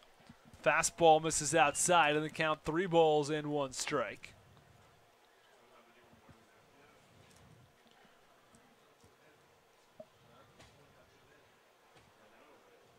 The 3-1 delivery from Puertomani is cut on a high pop-up behind home plate. It's going to get out of play. Driscoll threw off his mask and gave it a look, but then realized that that ball would be leaving the boundaries of the field. Yeah, if anything, just give it a look, toss the mask off. Doesn't hurt. In case it still might have a chance. You have some time to make it up. 3-2 delivery from Puertomani. Just misses, and Koss works a walk. Koss was headed over to first base pretty quickly, although I thought that pitch was awfully close. Definitely was a borderline pitch, but court home plate umpire just missing off the outside edge. Koss had a base hit taken away back in the second inning by Shunk, and now he's able to get on base here with a walk. I don't think it helps when a batter decides he's going to walk over to first base before the home plate umpire makes his call. I'd like to see some statistics on that, but I don't know if there is a difference as the first pitch misses outside for ball 1 of pitches that maybe specifically are strikes, that when the batter walks over to first base or starts to walk over, I wonder if it's a difference in percentages, but I can't believe it would be. I've seen it a number of times players been called back to the box. The 1-0 delivery misses inside, and the count 2 balls and no strikes on Matthew Dyer. Well, it would be definitely interesting to see what would happen. I mean, it depends on the umpire. Like calling guys back just for the heck of it, why not? And the 2-0 pitch is cut on, a high fly ball out towards center field. Stanton takes a couple steps over, makes the catch, and there's 1 away in the top of the 5th. Runner on first base, 1 out. 5-0 Harwich Mariners lead as Luke Waddell, the former Harwich Mariner, steps in from the left side. Waddell was here for only a few days early in the season before he was cut from the Mariners, and he was picked up by YD and has spent the entire season over there. First pitch, a breaking ball on the outside corner, and the count 0-1 on the left-handed hitter. Yeah, it's always interesting when a guy, gets released, able to find a spot on the same team for the rest of the season. So there's some great stories like that in the Cape League.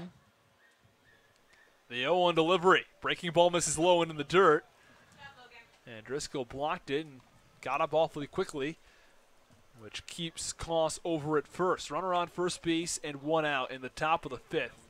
Mariners lead 5-0. They scored 1 in the bottom of the first, added 3 more in the bottom of the second, and then picked up another run in the third.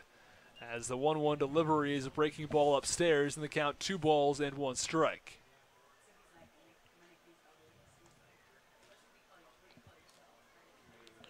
The Red Sox got to start getting some base hits now. They haven't got much off Puertomani. The 2-1 delivery cut on and fouled off as the runner was going, but he'll head back to first base. Count 2 balls and 2 strikes with Koss off of first and Waddell in the left-hander's batter's box. Well, that's definitely one way to try to manufacture a run there, is get some guys in motion. There's still plenty of time for YD, who, as I mentioned earlier, leads the Cape Cod League in average. The 2-2 delivery swung on and missed. Waddell goes down swinging, and there are 2 away in the top of the 5th. You just have a feeling, though, that as long as Puertomani is on the mound, he's not going to give an inch to the Red Sox. Continues to deal here against YD. 65 pitches thrown from the left-hander through 4 2/3 innings of work.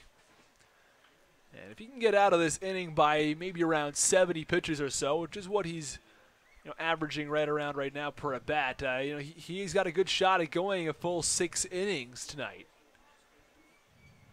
As the first pitch misses low, runner going, and Koss will be able to steal second base without a throw as the pitch missed low into the dirt, and by the time Driscoll blocked the ball, Koss was easily in at second base. So runner on second now with 2 outs, a 1-0 count on the leadoff hitter, Beasley.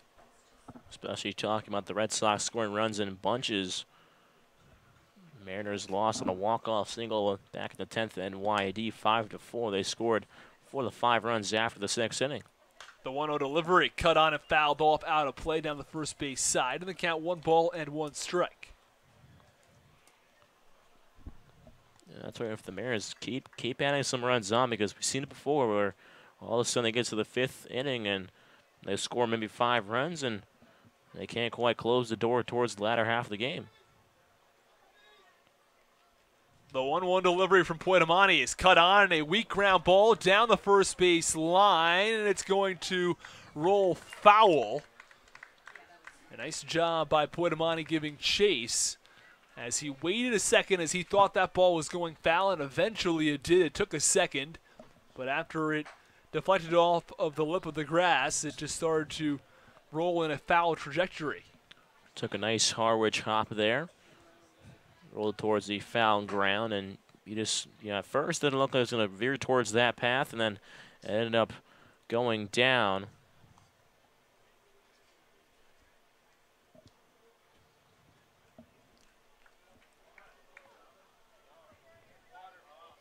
It's the count, 1 ball and 2 strikes on Brad Beasley. Runner on second base, 2 outs. The 1-2 pitch. Swung on a high fly ball towards right field. Norman takes a couple steps over and makes the catch for the final out of the inning. At the end of 4.5, it's the Mariners 5 and the Red Sox nothing. You're listening to Mariners Baseball on the Harwich Mariners Radio Network.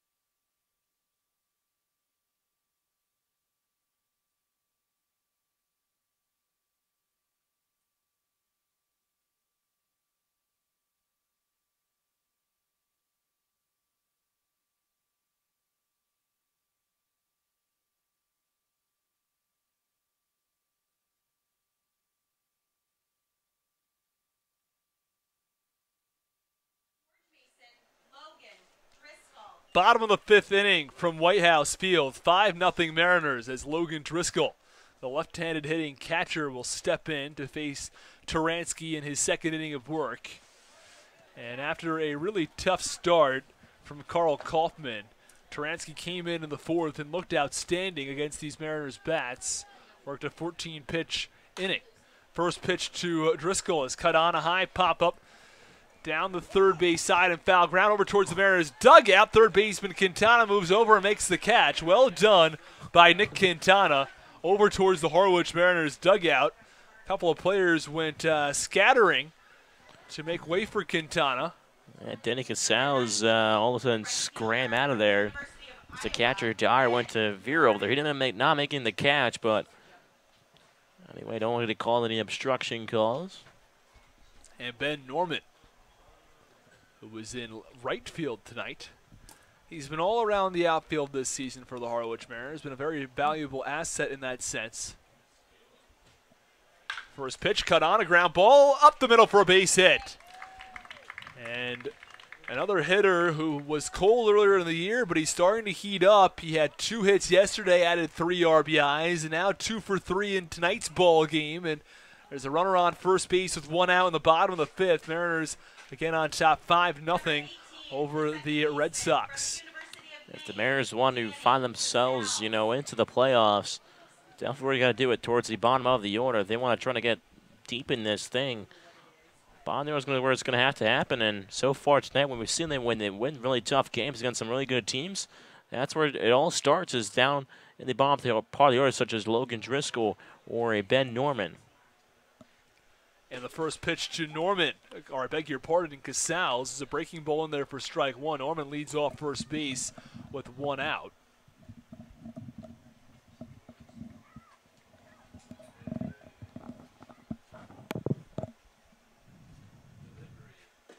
And the 0-1 delivery. Misses outside to Casals. Count 1 ball and 1 strike on the right-handed hitter. As you take a look around the league, the Katuitt Brewster game was rained out. It didn't Katuitt. Back in Falmouth, though, 5-3 Braves, Bourne Braves lead on the top of the 6th. Anglers lead the highest. Harbor Hawks 5-0 in the 5th inning, as the Fibers trail the game in by a score of 6-2 in the bottom of the 2nd.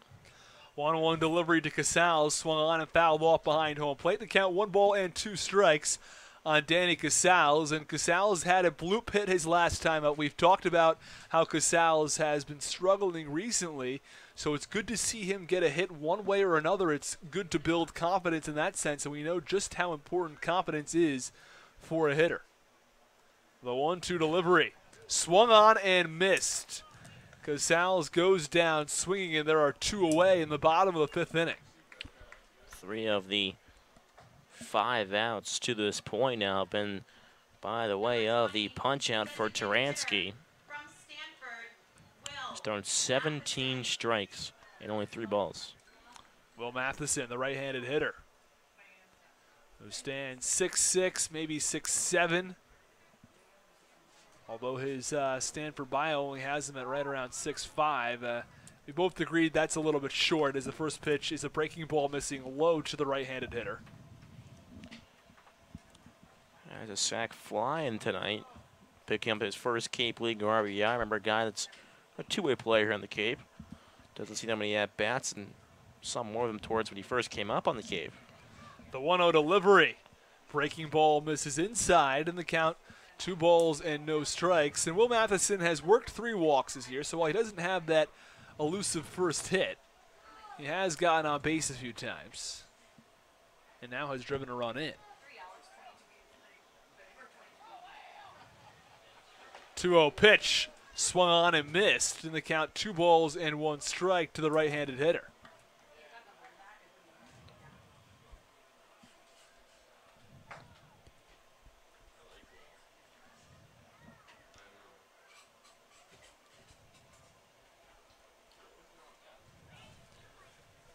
The 2-1 delivery. Breaking ball on the inside corner, in the count, 2 balls and 2 strikes. Runner on first base, bottom of the 5th inning. 5-0 Mariners lead from White House Field. As Matheson digs back in from the right side. The 2-2 pitch from Taransky misses low and in the dirt, and it's going to get away from the catcher Dyer. It's going to be a wild pitch. It was a check swing from Matheson. They motioned over to first base, but the call by the first base umpire was that Matheson was able to hold up. First base umpire Calvin Baker. Yeah, it's always dangerous, especially when a check swing like that for a 3rd strike. If he knew he swung it, it ran right down towards first base, or maybe if he did actually swing, he would have just stood there and see what the first base umpire said, but he could have had a chance of beating that throw out if he did go around. The payoff pitch misses low for ball 4, so Will Matheson works his 4th walk of the season. So he continues to find ways to get on base, although first hit not quite there yet, but he'll take walks. Number 39, the center fielder from Southern New Hampshire. That's all you need. Find a way to get on base. And Johnny Stanton, we talked to him before tonight's game. He says he prefers Johnny over John. We actually have a rainbow out in center field right now. We're kind of trying to find a pot of gold under it. I'm not seeing it. Ah, there it is. It's in center field. First pitch to DeLuca. Fastball runs upstairs, and the count 1 ball and no strikes. You don't see those all that often. No, it's usually when it rains and the sun comes right back out. Get to see that rainbow. Very nice. 1-0 delivery. cut on and fouled off down that third base line, and the count 1 ball and 1 strike. Get some nice views here on Cape Cod. You know, depends where you go. Got some nice views if on the golf course, you know, overlooking the water. Some nice views. You can take some pictures if you're going to go hiking or running, you know, or running on the beach. It's a nice place to spend a summer, even just a week.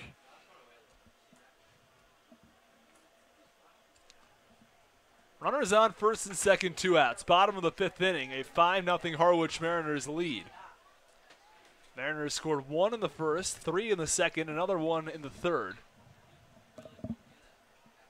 And the 1-1 pitch swung on, a ground ball, deflects off the glove of Turansky. Throw to first is in time to get Stanton. So that will do it for the end of the bottom of the 5th inning after 5 innings of play. Again, Mariners lead this game 5-0. We head to the top of the 6th. You're listening to Mariners Baseball on the Harwich Mariners Radio Network.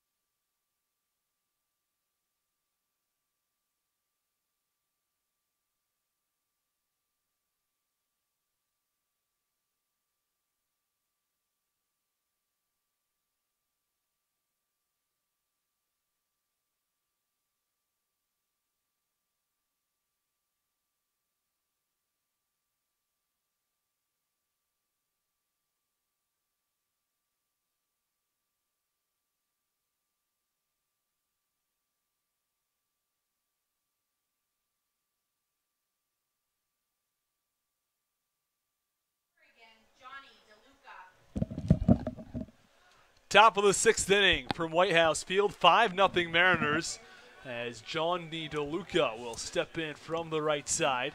First pitch from Poitamani is swung on, a line drive to left field. Moving back is Eichhoff towards the track, and he makes the catch in front of the wall. Well done by Nate Eichhoff to track that ball down and make the catch for the first out of the inning.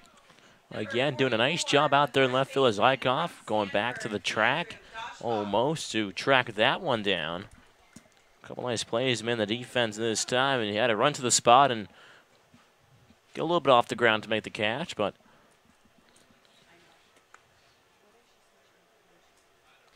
Andrew Daschbach, the right-handed hitter, steps in. Base path's empty, 1 out in the top of the 6th.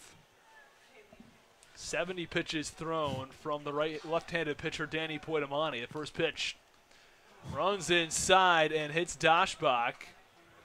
The second time he's been hit this evening. Was hit back in the first inning and now gets, and both of them right on the front, kind of front leg, you know, front left leg. I don't think he did seem to bend that front leg. I'm not accusing him of, you know, moving in to get hit by the pitch, but I don't think he made quite a move to get out of the way necessarily. So he's been hit by a pitch twice, and Eichhoff took a base hit away from him in left field. So he's had a tough night tonight, if you ask me. Runner on first base, 1 out. As the 5-hitter, Zach Zubia, or beg your pardon, the cleanup hitter, Zach Zubia, takes the first pitch strike and the count 0-1.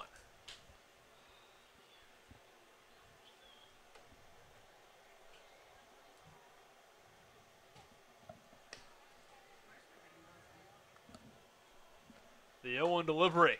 Fastball misses inside, and the count 1 ball and 1 strike. Again, runner on first base with 1 out. Mariners lead this game 5-0. Mariners also lead in the hit department 7-2.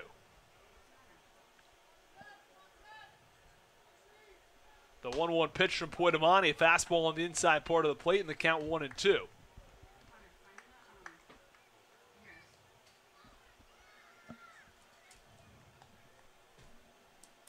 And in all likelihood, this would be the last inning from Poitamani. It is theoretically possible he could come out for the 7th, but I don't think it's all that likely as the 1-2 pitch misses just inside, and the count 2-2. If you were maybe able to work a double play on that last pitch, you never know, but yeah, I don't find it very likely given the Mariners' 85-pitch pitch count, and Poitamani's at 75 right now. The 2-2 delivery cut on and fouled off over towards the Mariners' dugout. Yeah, Poitamani definitely running up on that pitch count. He's been excellent tonight, just exactly what the Mariners needed. Seems like every time they pick up a big win, it's always the pitching leading the charge, and the offense just getting enough runs to have a comfortable lead. The 2-2 pitch. Ooh, just misses outside. You could tell that Poitamani wanted that pitch, but he does not get it from the home plate umpire. Definitely another close pitch. Poitamani's been nibbling all night. Every time he misses, he's either just missing, low or inside, out, at the knees. And the 3-2 pitch misses, and Zubia draws a walk. So now runners on first and second with just 1 out.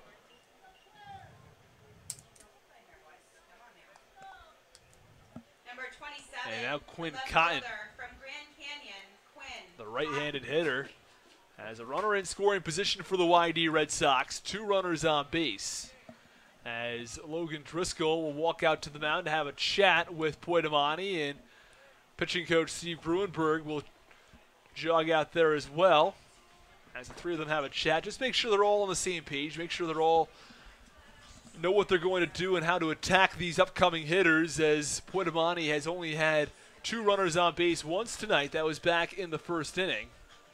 Ever since then, he's looked really strong.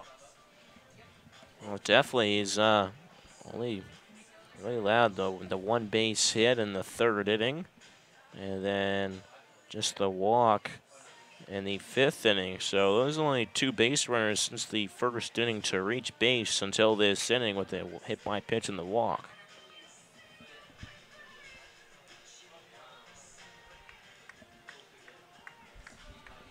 Be awfully tough to get a double play ball with somebody like Quinn Cotton, who has a lot of speed. So Mariners is going to have to face one at a time. Poitamani will. So far tonight, 5 1/3 innings of work, just 2 hits, walked 2 batters, also hit 2. 3 strikeouts. First pitch is cut on and fouled off down the right field side, out of play. And he's going to do everything in his power to finish this. Sitting as a starting pitcher, you want to finish off on a high note. You know you're close. You know you pitched so well tonight. And now you got 2 guys on with 1 out. You're just trying to will yourself to get out of this inning. Go out the mound with a lot of confidence. The 0-1 pitch swung on and fouled off behind home plate, and the count, no balls and 2 strikes. It's a very similar pitch sequence to when he faced Quinn Cotton back in the 4th inning and struck him out looking. Back-to-back curveballs to start him off. He felt both of them off, was right on him. Going back to the fastball in the inside corner. Let's see if he goes to the fastball here or what.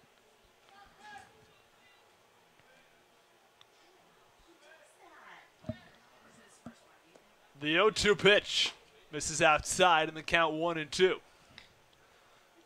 Poitamani has now thrown 80 pitches.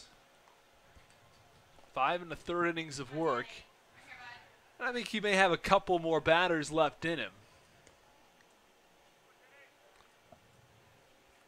Mariners have a pretty firm cap right around 90 or so as the 1-2 pitch is cut on, and a shallow fly ball into right field. Coming over is the second baseman, Casals. Very well done by Danny Casals out in shallow right field. The 3 players, Casals, Lipsius, and Norman, were all converging, and it looked like it may be one of those Bermuda Triangle plays where it drops right in between the 3 of them. But Danny Casals does an excellent job ranging over into shallow right and making the catch for the second out of the inning. Yeah, that's really well done from Danny Casales.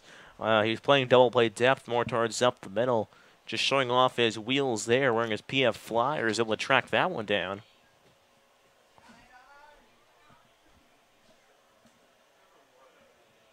Nick Quintana, the right-handed hitter, steps in. Runners on first and second, 2 outs. Mariners lead 5-0. First pitch from Poitamani is swung on a line drive in a shallow left field for a base hit. Eichhoff charging, and 1 run is going to score as Daschbach crosses home plate. Scoring all the way from second base. It's an RBI single off the bat of Nick Quintana. And they're now 1 run into the top of the 6th inning. It's a 5-1 Mariners lead. With still 2 outs in the top of the 6th. Yeah, just kind of Quintana just a little bit out in front of that one. Still looking to get a piece of wood on it, kind of off the edge of the barrel almost. And just pulls one out towards left field, just dropping in there in front of left fielder Eichhoff. Eichhoff did a good job not to try to attempt to throw towards home. Recognize that the Zubia over at second base was trying to see if he's going to throw towards home. They advanced another 90 feet towards third. And now Christian Koss, who is 0 for 1 with the walk in tonight's contest, digs in from the right side as the YD Red Sox look to chip away at the Mariners' 5-1 lead. First pitch, breaking ball misses inside, and the count 1 ball and no strikes on Koss. That breaking ball had a lot of break to it, almost finished behind the hitter Koss. It's almost like a Chris Sale type slider that comes in there right on the right-handed hitter. Zubia off second base. Quintana off first with 2 outs in the top of the 6th. 1-0 pitch as a bunt down the third base line. It will be a base hit. Perfectly placed bunt from Christian Koss, and the bases are loaded with 2 outs. And that was just an unbelievable bunt off Koss. Even better awareness from him as well. He saw the third baseman Junk was playing back and just bunts one right behind Junk's back and perfectly plays bunt and perfectly executed by Koss. He was then easily over at first base. And now this is definitely danger time for the Harwich Mariners, tying run at the plate for the Red Sox as Coach Egger walks out to the mound. Yeah, this may end up doing it for Poitamani. He's thrown 84 pitches, and I think now Engler's going to make the move. I thought he may have a discussion with Poitamani and see what he thought, to see if he thought, let's see if he can try to get that last out. He does not. He goes to the bullpen. We will discuss the new pitchers and sort out all the details when we come back. You're listening to Mariners Baseball on the Harwich Mariners Radio Network. 5-1 Mariners, bases loaded, 2 outs for the YD Red Sox.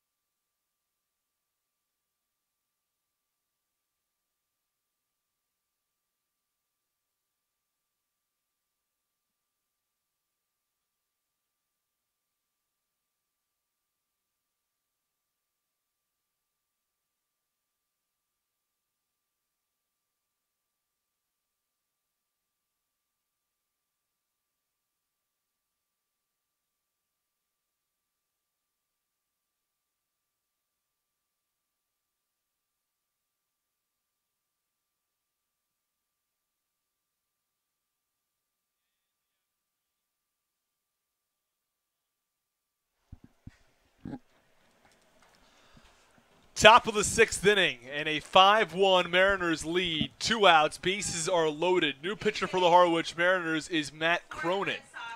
And Thomas, what have you seen out of Cronin so far this season? Well, Cronin's made the 2 appearances. He has pitched 2 innings, 1 hit, 1 run, unearned, 3 walks, and 1 punch out. The walk total's a little bit high, but again, just getting acclimated to the Cape League. Comes up with a big spot here. Obviously, if he's here in this situation, Coach Enger trusts him enough. And Vito Freesia digs in from the right side. He's pinch hitting for Matthew Dyer. The first pitch to Freesia. Runs just a little bit inside, and the count 1 ball and no strikes.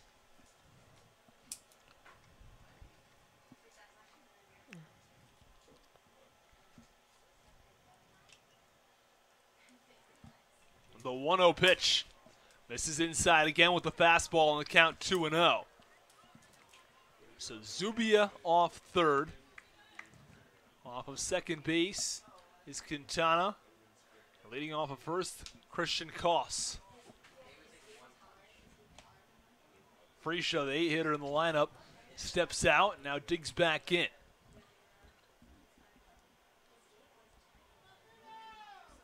The 2-0 pitch. Fastball cut on a high, pop-up foul out of play. And the count 2 balls and 1 strike. So Cronin's found the zone now. See if they keep pounding it. Now Freesia's still ahead in the count towards that fastball count unless Cronin feels comfortable enough to throw him an off-speed pitch. If he knows he can throw it for a strike. A crucial part of this game, where the Mariners lead by 4 runs, but the tying run has come to the plate for the YD Red Sox. All runners on base, technically the responsibility of Danny Poitamani, as Logan Driscoll will jog out to the mound to have a quick chat with Matt Cronin. There are runners on base. You have to wonder about the sign stealing over at second base and the rest of it. Also, you know, coming into the game, we know how many times he's worked with the catcher, Logan Driscoll. Maybe just a little bit of miscommunication, not deciding, you know, how they really want to attack Vito Freesia.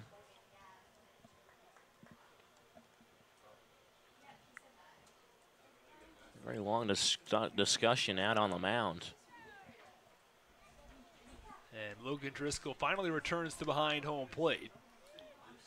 Matt Cronin has not pitched since July 24th, which was 4 days ago. He only went an inning in that contest.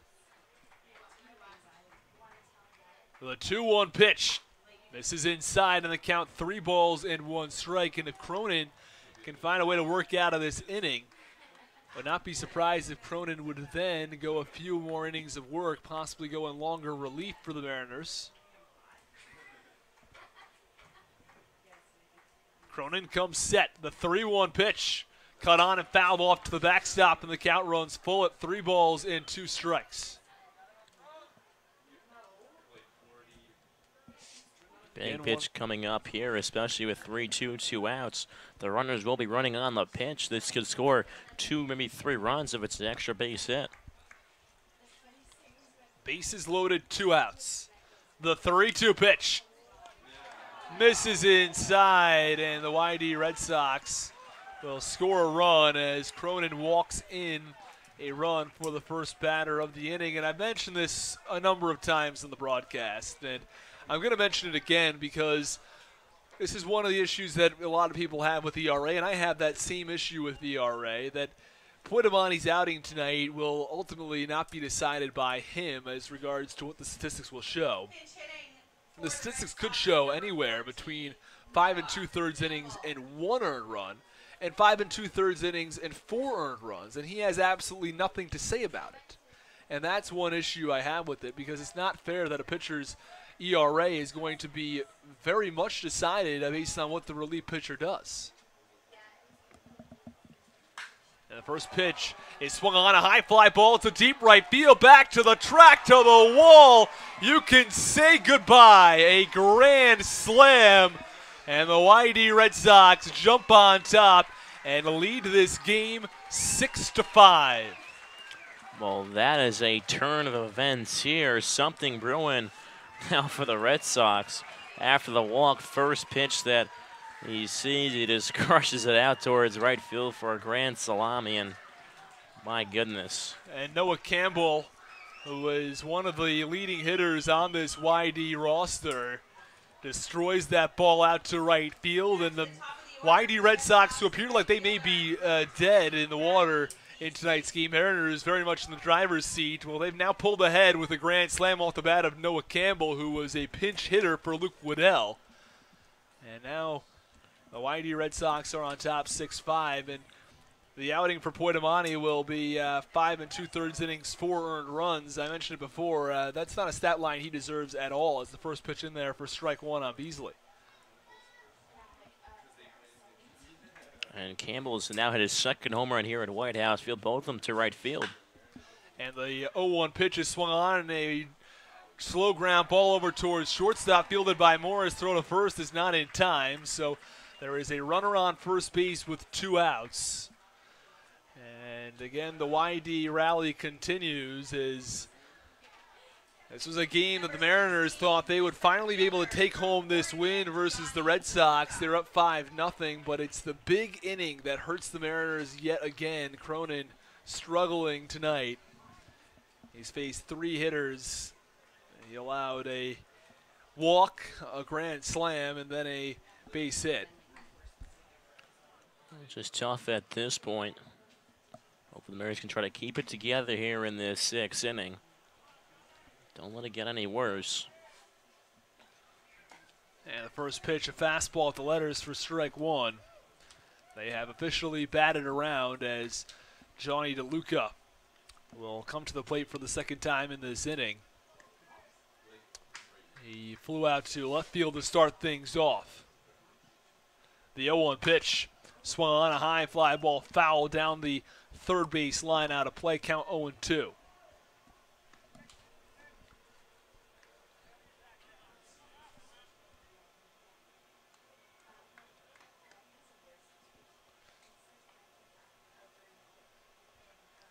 Six runs in for the YD Red Sox in the top of the 6th inning. The 0-2 pitch misses outside. Runner goes. Throw at second is in time. So the Mariners finally are able to end the top of the 6th inning, but not before the YD Red Sox scores 6 runs and lead this game as 6-5 at the end of 5.5. You're listening to Mariners Baseball on the Harwich Mariners Radio Network.